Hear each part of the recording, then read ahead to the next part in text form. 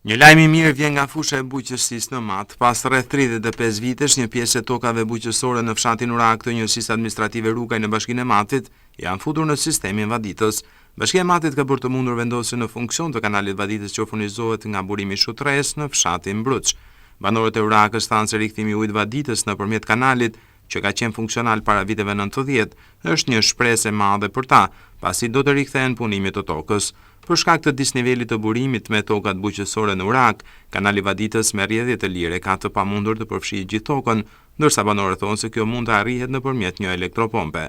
Megjithatë, ata shprehen optimist se vitin e ardhshëm do të ketë më shumë tokë bujqësore të punuar në fshatin Urak. 30 vjet ka që shtojmë izolu për ujë veç me pompat e bekuret të që vjet nga kanë provit e Shutres, imi qysht e lajqet Sobrat, Sipra, e të posh, e keneke që vjet me majmet të jetën. 30 vjet ka që imi taman, izolu taman për ujë.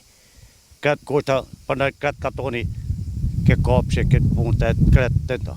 Si vjet imi shumë mirë. Shadha për matë, shadha të vjerë ma mirë shadha. Po ka 30 vjet, veç kemi me pidana për të shku për të mushut mirë për praja. Si vjet imi mirë. Pas viteve 90, shumë vepra vaditëse si që janë elektropompa nuk u vendosën më në funksion, kjo edhe për faktin e kostos së lartë të energjisë elektrike.